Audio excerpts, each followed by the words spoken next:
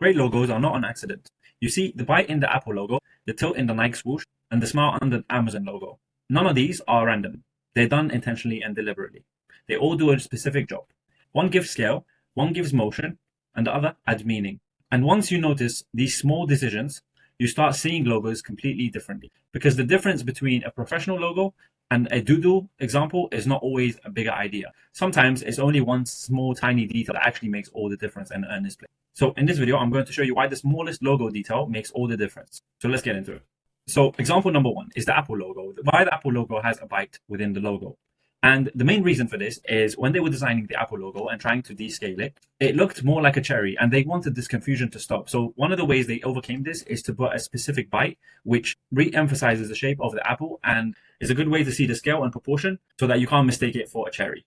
This small detail and this small pivot allow them to not be mistaken ever again. No matter how small you have the Apple logo now, it won't be mistaken for a cherry. So they overcame this hurdle once they implemented this simple rule.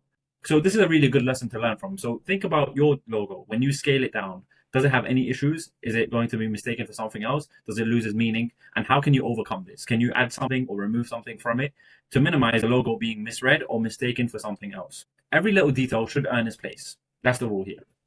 Tip number two, looking at the Nike logo, why does it have a swoosh that leans? So it's not exactly straight, it gets more narrow. This is to create motion and speed, which is what the brand actually stood for. A tiny small angle gives a static logo energy and direction.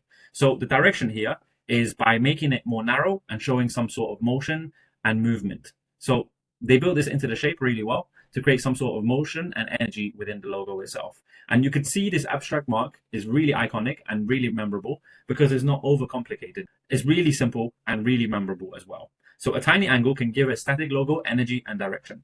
Tip number three is why the arrow smiles. So you see on the right, you can see the Amazon logo, and they have two reasons why they have the Amazon logo that smiles from A to Z. One, the reason for the smile is because Amazon prioritizes customer service over everything else. And they want to make sure that the customer is always happy with the service. So this is why there's a smile in the Amazon logo. And the reason number two is because Amazon sells everything from A to Z, which is why you could see from the A to the Z is where the smile appears with the arrow motion as well. So the rule here is the best details do two jobs without it looking busy. So think about your brand and your logo. How could you utilize and assign one or more jobs without it looking overcluttered and busy? So this one smile is doing two jobs. This one arrow is doing two different jobs at the same time. So think about what you can do to give two jobs to the same simple mark. So this will differentiate you from the rest of the competition, and this will basically ensure that you have a simple and memorable logo as well. Moving on. Tip number four is every little detail is a decision. You can see here with the Adidas logo, the tilt, the gap, the weight, the size, everything is angled perfectly and everything goes up by a certain number. And this looks really appealing to the eye and easy on the eye.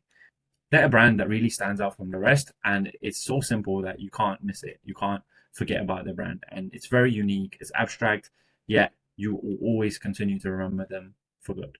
So the Adidas angles are all chosen on purpose. They treat every curve and space as a deliberate choice.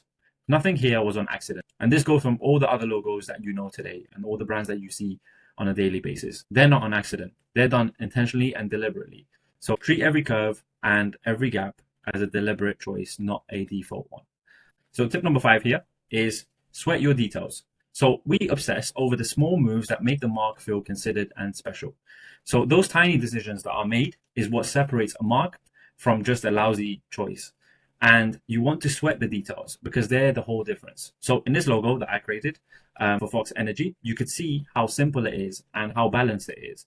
And it's memorable because it does two jobs at the same time within both names of the logo broken down. And also it stands for both parts of the logo itself. And it has symmetry in it. It looks like a fox and also energy. So it does two jobs at the same time. It's memorable and is very simple and easy to remember. If you look at it just within a few seconds, you can draw it from memory. And that's what you want to aim for as well when you're creating your logo. So make sure that you create something simple, but deliberate as well. They are what separates you from everyone else out there.